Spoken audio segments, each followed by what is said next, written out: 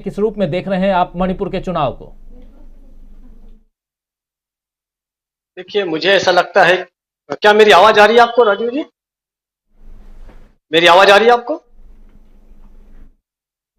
आ रही आ रही आ क्या रही है। मेरी आवाज आ रही है? अ, जी।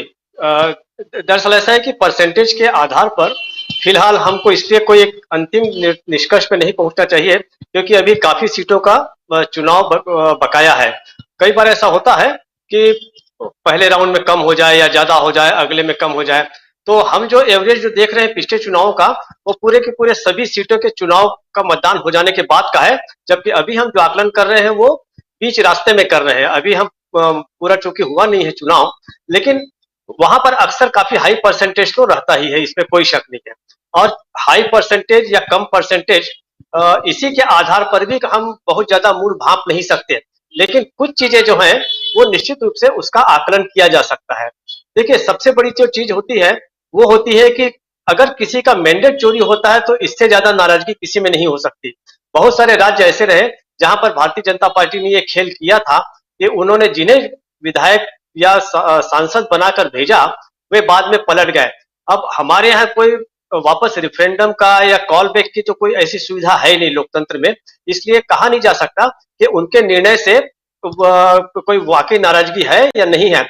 लेकिन नाराजगी स्वाभाविक रूप से निश्चित ही होगी। अगर मैं ए पार्टी को वोट देता हूं, मेरा विधायक ए पार्टी का जीत जाता है, और बाद में जब वो चला जाए तो बहुत ही मानवीय ये एक स्थिति है और मानसिकता है कि मेरी नाराजगी उसके साथ रहेगी। तो मुझे ऐसा लगता है। देखिए, दूसरी बात यह है कि स्थिर सरकार के बारे में जो बात है, स्थिर सरकार का दावा इसलिए वो नहीं हो सकता क्योंकि भारतीय जनता पार्टी ने चाहे जोड़ तोड़ से ही सही पूरे समय तो सरकार चला ली, तो स्थिर सरकार तो उसने दे दी। और मीडिया में भी आप देखिए, बहुत सारे इस तरीके के रिपोर्ट्स आई हैं जिसमें बताया गया है कि मणिपुर में विकास का समझिए कि एक बिल्कुल नया ही कालखंड जो है वो मोदी जी के नेतृत्व में और भारतीय जनता पार्टी के नेतृत्व में शुरू हुआ। बल्कि वहां पर अनरेस्ट जो है, अगर आप वहां पे जाइए, लोगों से बात कीजिए, तो असंतोष जो है वो एक बड़ा मुद्दा है। विकास का है दूसरा मुद्दा। दूसरा मुद्दा विकास का इसलिए है क्योंकि आप देखिए कि अगर लोकतंत्र और राजनीति का उद्देश्य लोगों का विकास करना है, तो मणिपुर तो हमारी दिलचस्पी में उसके केंद्र में होना चाहिए था, लेकिन वह केंद्र में नहीं है। आप अगर आज लोगों से पूछिए कि किन 5 राज्यों में चुनाव हो रहे हैं, तो ज्यादातर लोगों को उत्तर प्रदेश के बारे में लगभग सभी जानते हैं, उत्तराखंड पंजाब के बारे में सभी जानते हैं, कुछ लोग गोवा के भी बारे में जानते हैं। लेकिन सेवन सिस्टर्स, सातों बहनों का यह दुर्भाग्य है कि उनका जो भाई जो है, मुख्य जो भारत है, वो उनको नहीं जानता। जो सातों सेवन सिस्टर्स, जो नॉर्थ ईस्ट के जो स्टेट्स हैं, वे हमेशा से उपेक्षित रहे हैं। मैं इसको हमेशा दूसरे रूप में ये देखता हूं कि क्षेत्रीय असंतुलन जो है पूरे देश में, वो उसका अगर कोई सबसे ज्यादा खामियाजा भुगत रहा है तो हमारे नॉर्थ ईस्ट के स्टेट्स ही हैं।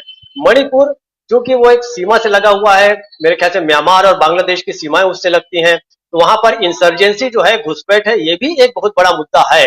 और इसको लेके, घुसपैठ को लेके कोई भी पार्टी जो है रोकने की बजाय घुसपैठियों का राजनीतिक उपयोग कैसे कर लिया जाए, इसमें हमेशा वो ज्यादा दिलचस्पी रखते हैं। तो उसके कारण स्थानीय जो नागरिक होते हैं वो हमेशा न केवल उपेक्षित महसूस करते हैं, बल्कि वे बाहर बहुत आहत महसूस करते हैं।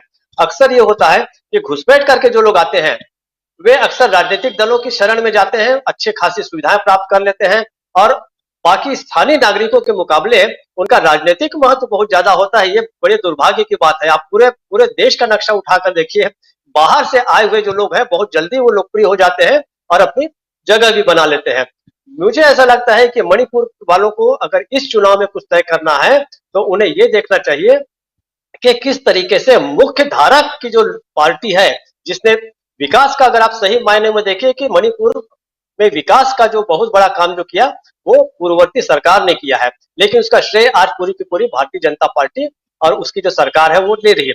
जहां तक अफस्पा की बात है, तो अफस्पा के बारे में तो भारतीय जनता पार्टी ये कह देती है कि जो इस अधिनियम का विरोध कर रहे थे, जो नेशनल पीपल्स पार्टी और नेशनल पीपल्स फ्रंट, ये तो हमारे साथ है कह रहे हैं। ये एक और बहुत बड़े आहत होने की बात है वहां के नागरिकों की। तो मुझे ऐसा लगता है कि इस चुनाव में एवरेज क्या है इसके बारे में आकलन तो मैं नहीं करूंगा, लेकिन ऐसा लगता है कि जो स्वाभाविक प्रवृत्ति है नागरिकों की, मतदाताओं की, वो बाहर आएगी।